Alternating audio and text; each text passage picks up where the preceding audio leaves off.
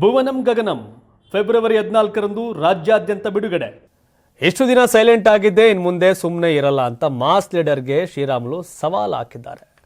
ರಾಜ್ಯ ಬಿಜೆಪಿಯಲ್ಲಿ ಭುಗಿಲೆದಿರುವ ಆಂತರಿಕ ಕಲಹ ಮುಂದುವರೆದಿರುವಂತೆಯೇ ರಾಜ್ಯದ ಮಾಸ್ ಲೀಡರ್ ವಿರುದ್ಧ ಮಾಜಿ ಸಚಿವ ಶ್ರೀರಾಮುಲು ಕೂಡ ಆಕ್ರೋಶ ವ್ಯಕ್ತಪಡಿಸಿದ್ದಾರೆ. ಗದಗದಲ್ಲಿ ಸುದ್ದಿಗಾರರೊಂದಿಗೆ ಮಾತನಾಡಿದ ಶ್ರೀರಾಮುಲು, ಇಷ್ಟು ದಿನ ಸೈಲೆಂಟ್ ಆಗಿದ್ದೆ, ಇನ್ನು ಮುಂದೆ ಸುಮ್ಮನೆ ಇರಲ್ಲ. ದೆಹಲಿಗೆ ಅಪಾಯಿಂಟ್ಮೆಂಟ್ ಮೇಲೆಯೇ ಹೋಗ್ಬೇಕು ಅಂದೇನೂ ಇಲ್ಲ. ಅವಕಾಶ ಸಿಕ್ಕಾಗಲೆಲ್ಲ ಹೋಗುತ್ತಿರ್ತೇನೆ, ಮುಂದೆಯೂ ಹೋಗ್ತೇನೆ. ಎಲ್ಲ ವಿಚಾರವನ್ನು ಹೈಕಮಾಂಡ್ಗೆ ಹೇಳಿ ಬರ್ತೇನೆ. ಅಲ್ಲದೆ ಮಾತನಾಡಿದರೆ ಪಕ್ಷಕ್ಕೆ ಡ್ಯಾಮೇಜ್ ಆಗ್ಬಹುದು ಎಂದು ನಾನು ಇಷ್ಟು ದಿನ ಸುಮ್ಮನಿದ್ದೆ, ಆದರೆ ಇನ್ನು ಮುಂದೆ ಸುಮ್ಮನೆ ಇರೋದಿಲ್ಲ ಅಂತ ಹೇಳಿದ್ದಾರೆ.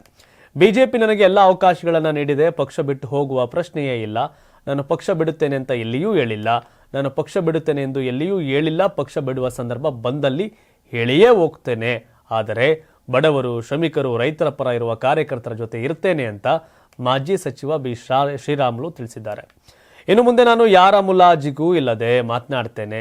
ಈ ಬಾರಿ ನಮ್ಮಂಥವ್ರನ್ನ ಅವಮಾನ ಮಾಡಿದರೆ ಸುಮ್ಮನೆ ಇರಲ್ಲ, ಬೀದಿಗಿಳಿದು ಮಾತನಾಡ್ತೇನೆ.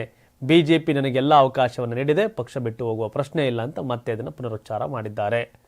ನಾನು ಹೋಗ್ತೀನಿ ಅಂದರೆ ಯಾರ ಕೈಲಿ ತಡೆಯೋಕ್ಕಾಗಲ್ಲ, ಜೈಲಿನಲ್ಲಿ ಇಡೋಕ್ಕಾಗತ್ತಾ? ಈಗಿನ ಕಾಲದಲ್ಲಿ ಯಾರು ಯಾರ ಮಾತನ್ನು ಕೇಳೋಲ್ಲ ಅಂತ ವಿಜೇಂದ್ರ ಇದ್ರು ಭಿನ್ನಾಭಿಪ್ರಾಯಗಳಿವೆ. ಬಿಜೆಪಿ ರಾಜ್ಯಾಧ್ಯಕ್ಷರಾಗಿ ವಿಜೇಂದ್ರ ಕಾರ್ಯನಿರ್ವಹಿಸ್ತಾ ಇದ್ದಾರೆ, ಭಿನ್ನಾಭಿಪ್ರಾಯಗಳಿವೆ. ಈ ಕುರಿತು ರಾಷ್ಟ್ರೀಯ ನಾಯಕರು ಕೂರಿಸಿ ಮಾತನಾಡುವ ಕೆಲಸ ಮಾಡಬೇಕು.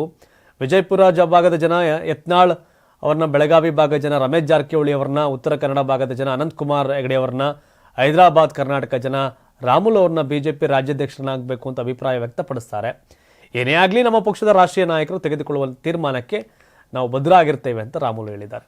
ಅಂದರೆ ಈ ಮೂಲಕ ರಾಜ್ಯಾಧ್ಯಕ್ಷರ ರೇಸ್ನಲ್ಲಿ ಅನಂತಕುಮಾರ್ ಹೆಗಡೆ, ಯತ್ನಾಳ್, ಹಾಗೆ ರಮೇಶ್ ಜಾರಕಿಹೊಳಿ, ಇನ್ನೊಂದು ಕಡೆ ಡಾಕ್ಟರ್ ಅಶ್ವಥ್ ನಾರಾಯಣ್ ಇದ್ದಾರೆ ಅನ್ನೋದನ್ನ ಹೇಳ್ತಾ ಇದ್ದಾರೆ. ಈ ಮೂಲಕ ನಾನು ಸುಮ್ಮನಿರಲ್ಲ, ಅಲ್ಲಲ್ಲೇ ವಾಪಸ್ ಕೊಡ್ತಿರ್ತೀನಿ, ತಗತಾರಿ ಈಸ್ಕತಾರಿ ಅಂತ ಕೊಟ್ಟಿದ್ದಾರೆ. ಬಟ್ ವಿಜೇಂದ್ರ ಅವ್ರು ನೋಡಿದಾಗ ಪಾಪ ಅನ್ಸುತ್ತೆ.